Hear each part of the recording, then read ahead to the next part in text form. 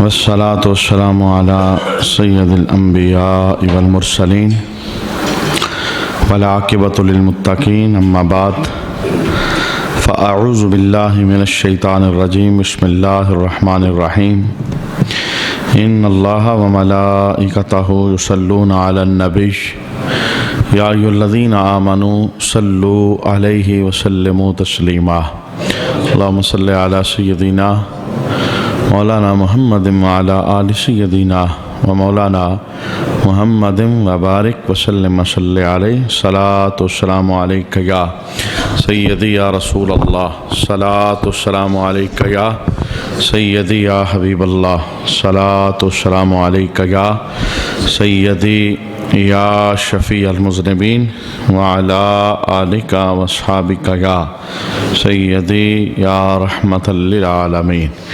بعد از حمد و صلاۃ لائق عزت و تکریم جمیع باب سے من الوقار اقوال حضرت علی رضی اللہ تعالی عنہ کے عنوان پر ہماری گفتگو جاری تھی۔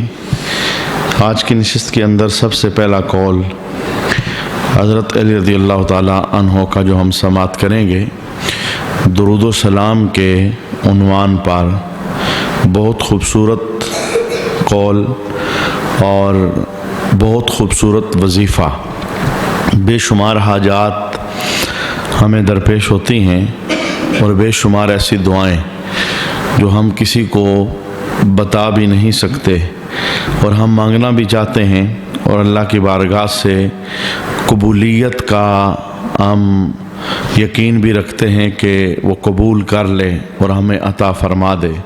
تو حضرت علی رضی اللہ تعالیٰ عنہ نے ایک خوبصورت وظیفہ اپنے قول کے ذریعے ارشاد فرمایا۔ آپ فرماتے ہیں اذا کانت لک الی اللہ سبحانہ حاجۃ، اگر تمہیں اللہ کی بارگاہ کے اندر کوئی حاجت ہو، کوئی سوال ہو، کوئی طلب ہو، کوئی بھی چیز تم نے مانگنی ہو، فابتدا بمسالتی الصلاۃ علی رسولہ، تو اپنی حاجت کا آغاز رسول اللہ صلی اللہ تعالیٰ علیہ وآلہ وسلم پر درود و سلام پڑھ کر کرو۔ جو مانگنا چاہتے ہو اس سے پہلے درود پڑھ لو حضور رحمت عالم صلی اللہ تعالیٰ علیہ وآلہ وسلم کی بارگاہ کے اندر، ثم سل حاجتک، اس کے بعد پھر اپنی حاجت پیش کرو۔ پہلے درود پڑھو، پھر اپنی حاجت، اپنی عرضی، اپنی درخواست اللہ کی بارگاہ کے اندر پیش کرو۔ فإن اللہ اکرم من ان یسأل حاجتین، اللہ تعالیٰ اس بات سے بالا ہے کہ اس کی بارگاہ میں دو چیزوں کا سوال کیا جائے، فیقضی احداہما ویمنع الاخری، ایک وہ عطا کر دے اور دوسری وہ رد کر دے۔ اللہ اس چیز سے بالا ہے۔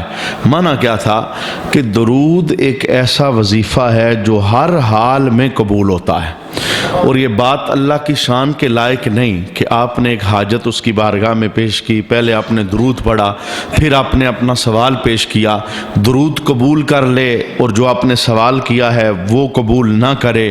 حضرت علی کہتے ہیں اللہ کی شان کے لائق نہیں، جب وہ درود قبول کرے گا تو آپ کی حاجت کو بھی قبول فرما لے گا۔ یعنی بہت خوبصورت وظیفہ ہے دعاؤں کی قبولیت کا، اور بہت خوبصورت گر ہے اللہ کے دربار میں اپنی حاجات منوانے کا، کہ جو بھی حاجت ہو اس سے پہلے رسول اللہ صلی اللہ تعالیٰ علیہ وسلم کی ذات والا شان پر درود و سلام پڑھ لیا جائے۔ درود کی برکت سے اللہ اس حاجت کو پورا فرما دیتا ہے۔ اور اسی سے ملتا جلتا فتویٰ حضرت عمر رضی اللہ تعالیٰ عنہ آپ دیا کرتے تھے، اور آپ کا انداز ذرا جدا تھا۔ آپ فرماتے تھے جس دعا کے اول اور آخر درود نہ پڑھا جائے وہ دعا زمین اور آسمان کے درمیان معلق رہتی ہے۔ اگر چاہتے ہو تمہاری دعائیں درجہ قبولیت پا جائیں تو دعا کے آغاز میں بھی درود پڑھو اور دعا کی اختتام پر بھی درود پڑھو، اور اگر آغاز اور اختتام قبول ہو گیا تو درمیان میں تم جو مانگو گے اللہ اسے بھی قبول فرما لے گا۔ درود و سلام ایک ایسا وظیفہ ہے جس طرح بھی پڑھا جائے یہ قابل قبول ہے۔ باقی جتنے وظائف ہیں اس کے اندر آپ کا اخلاص دیکھا جائے گا، اور کس نیت، کس جہد کے ساتھ، کس ارادے کے ساتھ پڑھتے ہیں، ان ساری چیزوں کو دیکھا جائے گا۔ لیکن درود و سلام ایک ایسا وظیفہ ہے، جیسے بھی پڑھیں گے، جب بھی پڑھیں گے، جس حالت میں بھی پڑھیں گے، اللہ اس سے قبول فرما لیتا ہے۔ اور یہ وہ واحد وظیفہ ہے، یہ وہ واحد عمل ہے جس کے اندر زمین آسمان بنانے والا رب بھی شریک ہے۔ ہم تسبیح پڑھیں اللہ کے نام کی، ہم الحمدللہ پڑھیں، ہم اللہ اکبر کہیں، سبحان اللہ کہیں، لا الہ الا اللہ کہیں، ان میں سے کوئی چیز اللہ نہیں کہتا، یہ ہم نے کہا ہے، اللہ نہیں کہتا۔ ہم نماز پڑھیں، اللہ نہیں پڑھتا۔ ہم زکوٰۃ دیں، اللہ نہیں دیتا۔ ہم حج کرنے چلے جائیں، اللہ نہیں کرتا۔ ہم عمرہ کریں، اللہ نہیں کرتا۔ ہم روزہ رکھیں، اللہ تعالیٰ نہیں رکھتا۔ کوئی عمل بھی ایسا نہیں جو اللہ کرے، صرف ایک ہی عمل ہے جس کے اندر مالک شریک ہوتا ہے اپنے بندوں کے ساتھ، اور وہ عمل ہے سونے محمد پر درود و سلام پڑھنا۔ صرف اللہ نہیں، جتنے کے جتنے فرشتے ہیں سب کی اس نے ڈیوٹی لگا رکھی ہے کہ میں بھی پڑھتا ہوں، تم بھی پڑھو، اور ہم سب کو بھی حکم دے دیا کہ اے ایمان والو اپنی زبانوں کو میرے محمد پر درود و سلام کے ذریعے تر رکھا کرو۔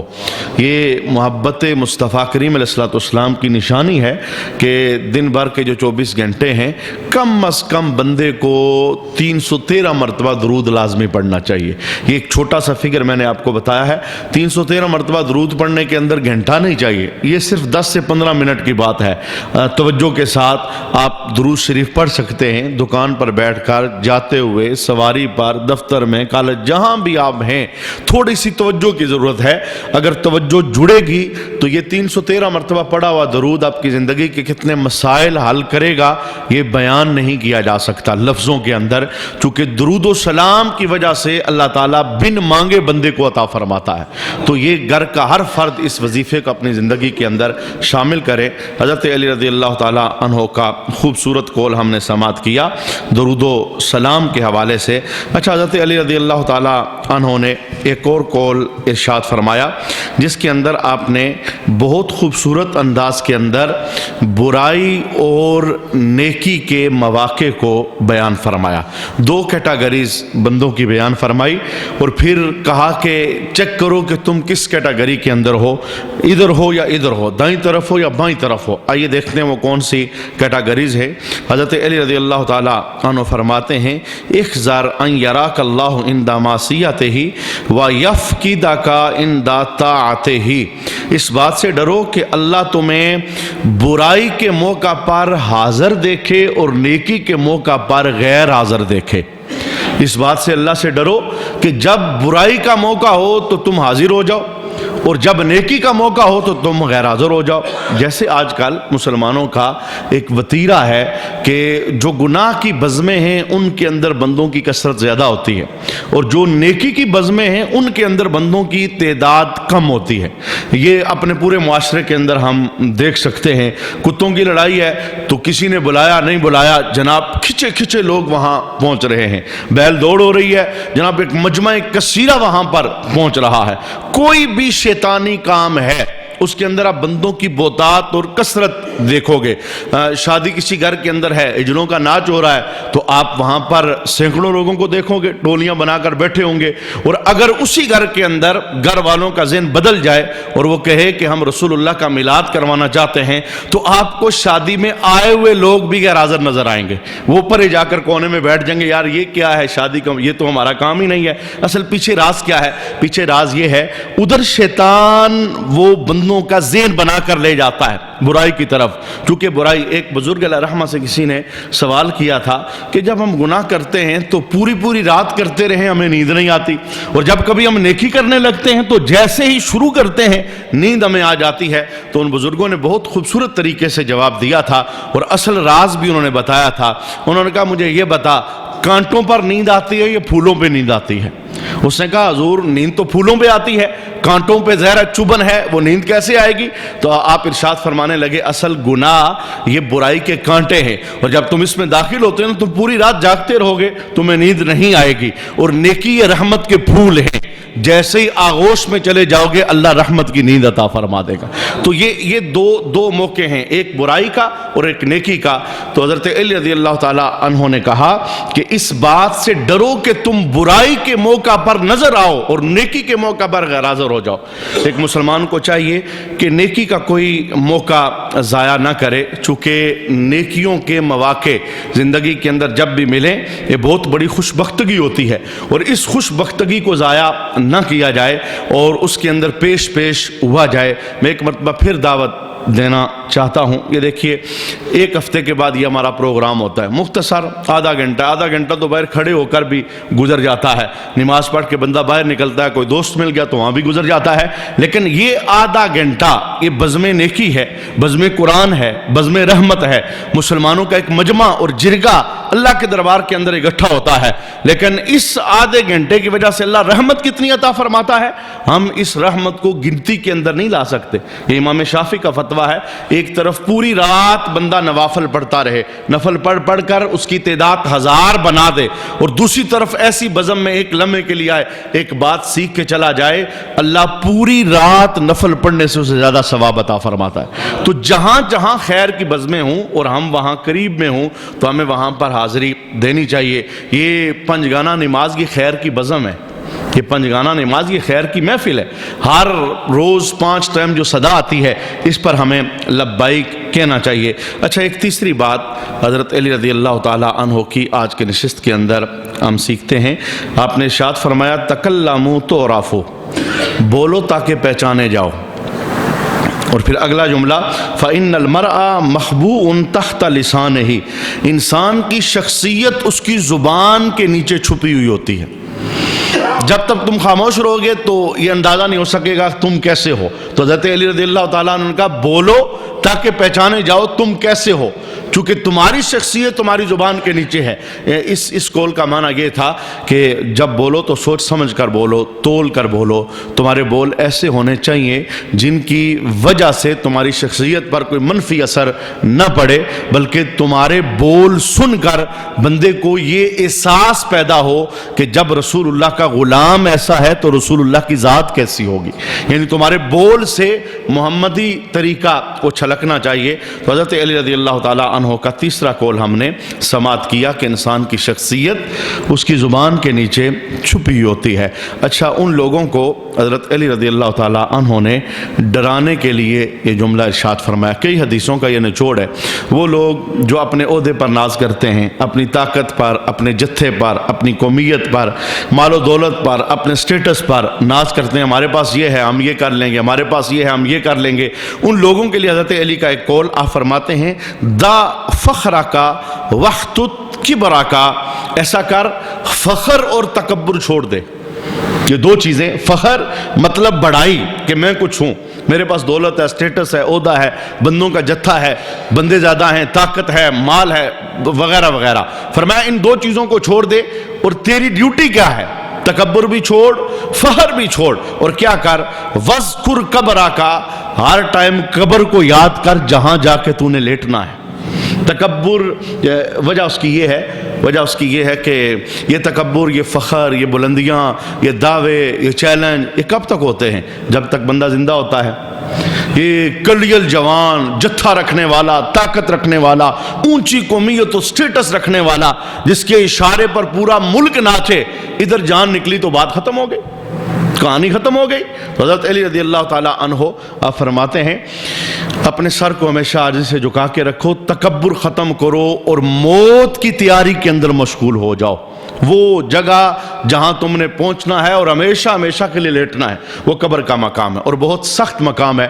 میں سمجھتا ہوں جس بندے کو موت کی فکر ہوتی ہے، تکبر تو اس کے پاس آ ہی نہیں سکتا، فخر تو اس کے پاس آ ہی نہیں سکتا۔ خود حضرت علی رضی اللہ تعالیٰ عنہ کا ایک اور مقام پر قول ہے، آپ فرماتے تھے کہ اگر کسی کو تکبر تنگ کرے، فخر اور سر بلندی تنگ کرے اور کہ میں بہت ہوتا ہوں، وہ اپنی ابتدا اور انتہا پر غور کرے۔ اس کی ابتدا کیا ہے؟ پانی کا ایک ناپاک قطرہ، اور اس کی انتہا کیا ہے؟ قبر کے اندر کیڑوں کی نظر ہو جانا، اس کے جسم کا گلنا سڑنا اور قبر کے اندر مٹی کے اندر تبدیل ہو جانا۔ فرمایا جس بندے کی ابتدا یہ ہے اور انتہا یہ ہے، اسے تو فخر اور تکبر یہ زیب ہی نہیں دیتا۔ وہ کس طرح وہ فخر کرتا ہے، تکبر کرتا ہے؟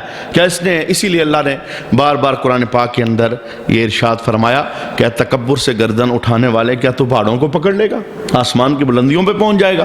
بہرکیف تکبر اللہ تعالیٰ کو بالکل پسند نہیں ہے۔ ایک رائی کے دانے کے برابر بھی تکبر اگر کسی کے دل کے اندر پیدا ہوتا ہے کسی بھی جیت کے ساتھ، تو اللہ تعالیٰ اسے سخت ناپسند فرماتا ہے، چونکہ تکبر یہ اللہ کی بڑائی کی چادر ہے، اور اللہ تعالیٰ کہتا ہے میرے علاوہ جو اسے پہننے کی کوشش کرے گا میں اسے تباہ و برباد کر دوں گا۔ یہ صرف اور صرف اللہ کو زیب ہے، اللہ کے علاوہ بندوں میں سے کسی کو بھی تکبر جائز نہیں ہے، اور تکبر کی وجہ سے اللہ تعالیٰ بندے کو اس طرح گراتا ہے کہ پھر ساری زندگی بندہ اٹھنے کا نام نہیں لیتا۔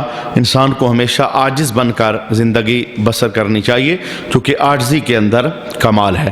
حضرت علی رضی اللہ تعالیٰ عنہ نے ایک اور خوبصورت قول ارشاد فرمایا، جس کے اندر آپ نے والد اور اولاد کی ذمہ داریاں بہت مختصر انداز میں بیان فرمائی۔ اولاد پر ماں باپ کا کیا حق ہے اور ماں باپ پر اولاد کا کیا حق ہے، آئیے حضرت علی رضی اللہ تعالیٰ عنہ کی مبارک زبان سے سنتے ہیں۔ آپ فرماتے ہیں اِنَّ لِلْوَلَدِ عَلَى الْوَالِدِ حَقًّا وَإِنَّ لِلْوَالِدِ عَلَى الْوَلَدِ حَقًّا، بیٹے کا باپ پر حق ہے اور باپ کا بیٹے پر حق ہے، دونوں کے حقوق اللہ نے بیان کیے ہیں۔ کون کون سے؟ آپ نے پہلے کہا فَحَقُّ الْوَالِدِ عَلَى الْوَلَدِ أَن يُطِيعَهُ فِي كُلِّ شَيْءٍ إِلَّا فِي مَعْصِيَةِ اللَّهِ سُبْحَانَهُ، باپ کا حق تو یہ ہے کہ اولاد ہر معاملے میں باپ کی اطاعت کرے، ہر معاملے کے اندر بس گردن جھکا کے رکھے، باپ کا فیصلہ مانے، ماں کا فیصلہ مانے، نظریں جھکا کے رکھے، اپنا فیصلہ ان کے اوپر مسلط نہ کرے، اپنی زبان کی تیزی ان کے سامنے نہ دکھائے۔ یہ حق بنتا ہے اولاد پر کہ ساری زندگی اطاعت مندی کے اندر ہیں، ابا جی جیسے آپ کہیں گے، امی جی جیسے آپ کہیں گے، کیونکہ یہ رحمت معاب رشتے ہیں، یہ دوبارہ نہیں ملتے، ایک ہی بار ملتے ہیں۔ جو قدر کرتا ہے کمائی کر جاتا ہے، اور جو قدر نہیں کرتا وہ پچھتاتا رہ جاتا ہے۔ کبھی بھی اپنا کوئی فیصلہ اپنے ماں باپ پر مسلط نہیں کرنا چاہیے، حد المقدور کوشش کرنی چاہیے کہ والدین کی اطاعت کی جائے۔ والدین کی اطاعت کے اندر بظاہر اگر نقصان دکھ بھی رہا ہے کہ میں نے باپ کی بات یہ مان لی تو مجھے نقصان ہو جائے گا، ماں کا میں نے یہ کہا مانا تو مجھے نقصان ہو جائے، بظاہر اگر نقصان دکھ بھی رہا ہے، اللہ تعالیٰ اس نقصان سے بھی فائدہ پیدا کرنے پر قادر ہے، وہ قادر مطلق ہے۔ اور پھر حضرت علی رضی اللہ تعالیٰ عنہ ارشاد فرماتے ہیں وَحَقُّ الْوَالِدِ عَلَى الْوَالِدِ، اولاد کا حق ماں باپ پر یہ ہے۔ تین حق آپ نے بیان فرمائے۔ سب سے پہلا حق آپ نے کہا کہ والدین کو چاہیے ان یحسن اسمہ، وہ اپنی اولاد کا خوبصورت سا نام رکھے۔ نام رکھنے کے اندر ہمارے دور کے مسلمان وہ بہت نالائق واقعہ ہوئے ہیں۔ نام رکھتے ہوئے کوشش کرتے ہیں کہ اداکاروں کے، مشہور لوگوں کے، ٹی وی ایکٹروں کے، اس طرح کے لوگوں کے نام رکھے جائیں جو مشہور ہوں۔ اعلیٰ مذہب نے جو ہمیں ضابطہ اور رسول دیا ہے ہمارے لیے اس طرح کے نام وہ قابل رحمت نہیں ہے۔ مذہب نے ہمیں ضابطہ کیا دیا ہے؟ محبوب کریم علیہ السلام کی حدیث شریف ہے کہ اپنے بچوں کا نام اللہ کے صفاتی ناموں پہ رکھو، اپنے بچوں کا نام مجھ محمد کے نام پر رکھو، انبیاء کے ناموں پر رکھو، نیک لوگوں کے ناموں پر رکھو۔ تو پہلی ڈیوٹی والدین کی اولاد کے لیے یہ ہوتی ہے کہ ان کا نام اچھا رکھے، خوبصورت رکھے، بامعنی ہو، بارحمت ہو، کسی شخصیت کے ساتھ وہ نام میچ کرتا ہو۔ محبوب کریم علیہ السلام نے حدیثوں کے اندر بھی اس کی تلقین فرمائی۔ اور حضرت علی رضی اللہ تعالیٰ عنہ دوسری بات ارشاد فرماتے ہیں وَيُحَسِّنَ أَدَبَهُ، یہ والدین کا حق بنتا ہے کہ وہ اپنے بچوں کو اچھا اخلاق سکھائیں۔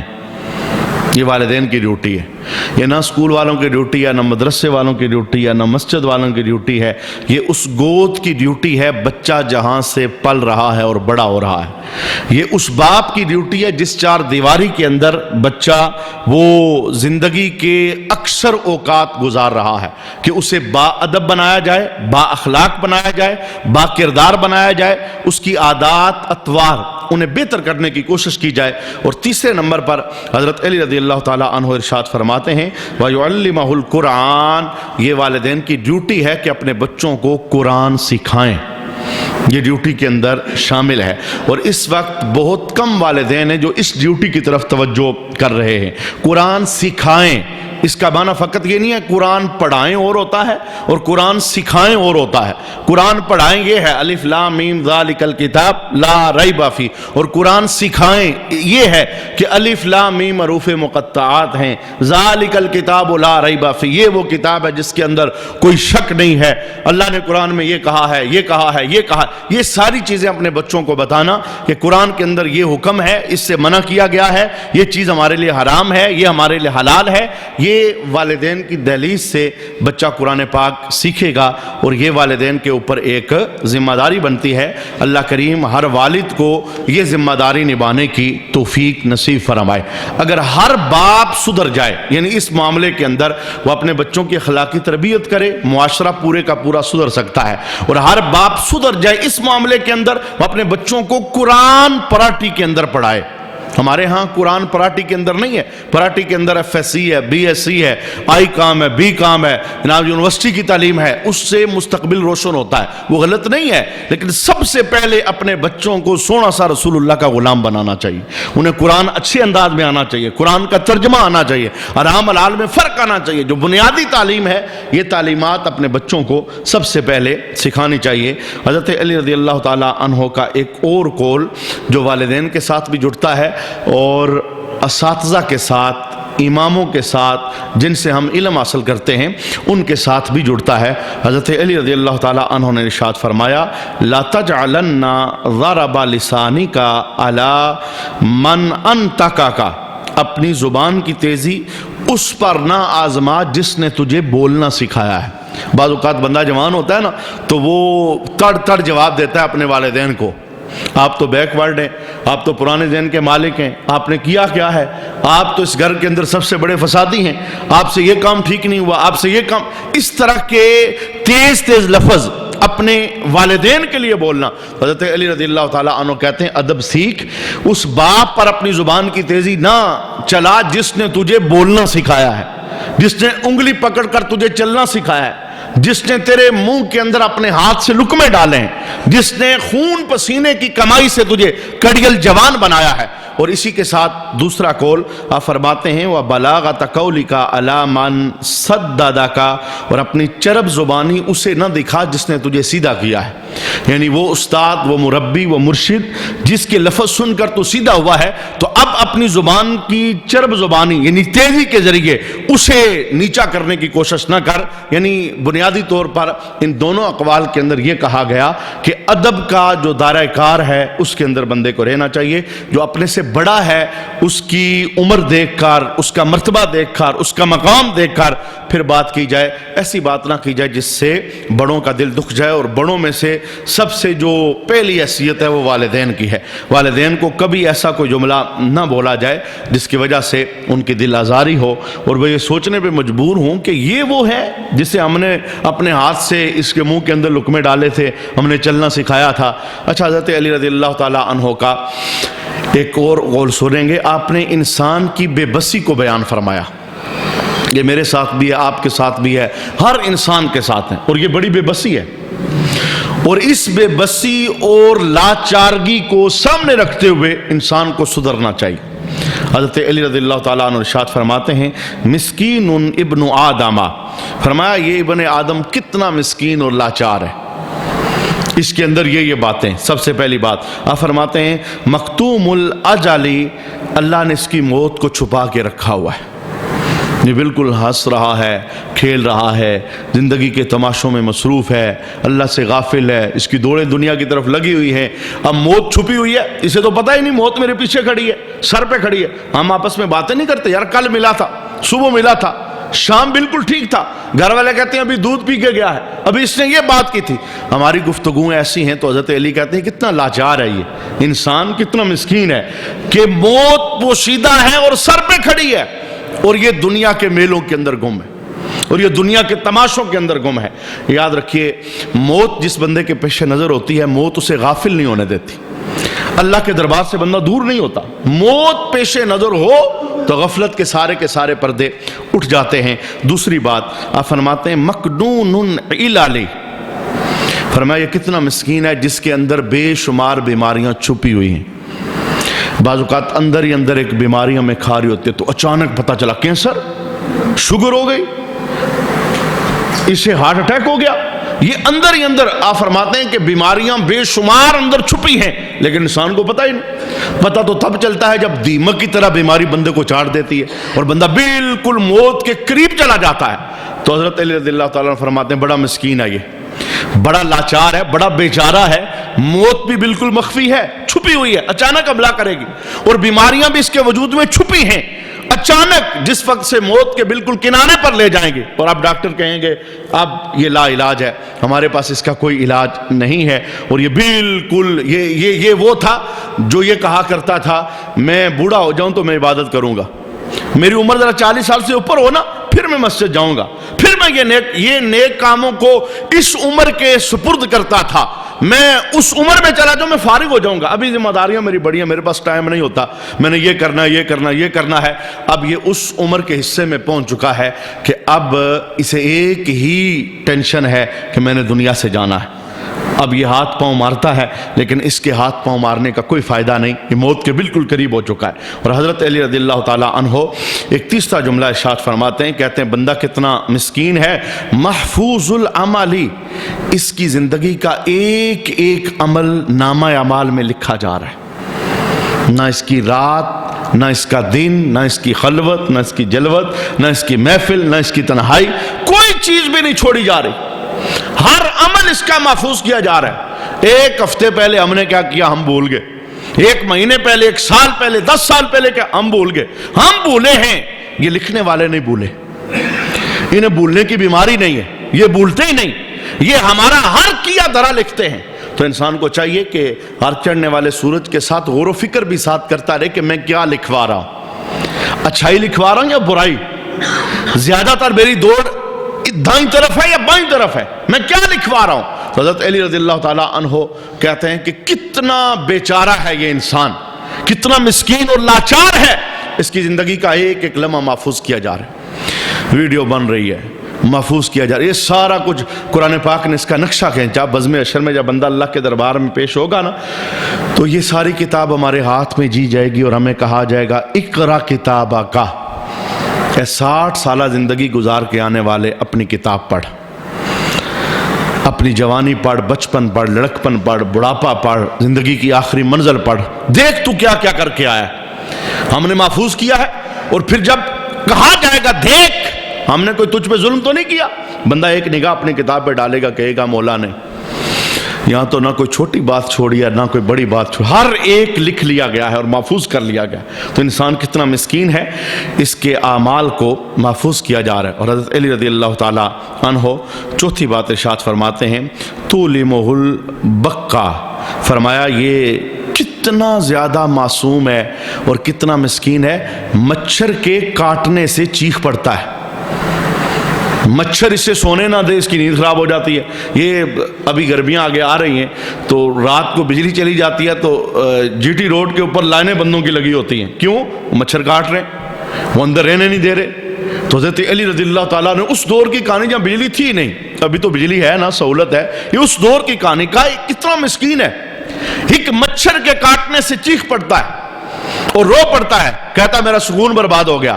حضرت علی رضی اللہ تعالیٰ عنہ پانچواں جملہ ارشاد فرماتے ہیں وَتَقْتُلُهُ الشَّرْقَ، آپ فرماتے ہیں یہ کتنا مسکین ہے، ایک اچھو لگنے سے مر جاتا ہے، ایک اچھو لگنے سے. بس وہ کیا ہوا جی، خوراک والی نالی کے اندر، سانس والی نالی کے اندر خوراک چلی گئی، بس ایک اچھو لگا تھا، بندہ فوت ہو گیا. پچھلے سوچتے رہ جاتے کہ اتنا نازک ہے، یہ ایک مرتبہ سانس والی نالی میں کوئی چیز گئی، اس کی زندگی کا خاتمہ ہو گیا. اور حضرت علی رضی اللہ تعالیٰ عنہ آخری جملہ ارشاد فرماتے ہیں وَتُنْتِنُهُ الْأَرْقَى، فرمایا اس کا پسینہ بدبودار ہو جاتا ہے. یعنی ان ساری باتوں کو بیان کرنے کا مقصد یہ تھا کہ اے انسان اپنے اندر فکر پیدا کر.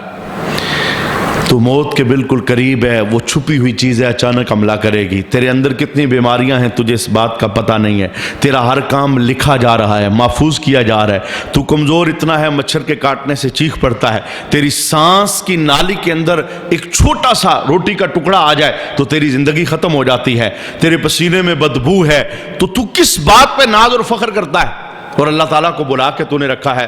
پھر قرآن کی صدا آتی ہے، یا ایھا الانسان ما غرک بربک الکریم، اے انسان تجھے کس نے کریم رب کے دربار سے دور کیا ہے؟